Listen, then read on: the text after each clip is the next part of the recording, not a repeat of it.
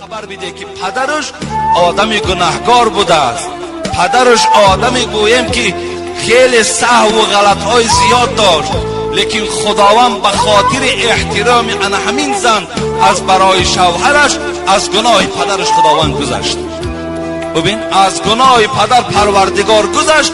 به خاطر چی؟ به خاطر که این زن شوهرش احترام میکنه. البته انشاءالله آن پدر و مادر گورش پرنور است زمانی که داماد از او راضی باشد، زمانی که شوهر دخترش از دخترش راضی باشد. شما وقتی همون خانه دخترتون میرین، وقتی مثال شوهری همون خسر و خوشتامن همون در پیش شما گوید که خدا شما را برکت دهد که بسیار دختری خوب برای ما دادی، چند قدر خرسند میشوید، چقدر دیگر. ببین باور که شما قبط گوش میگیرید، لیکن وقتی گوید که یک دختری تنبل، یک دختری لادری، یک دختری چیرکین،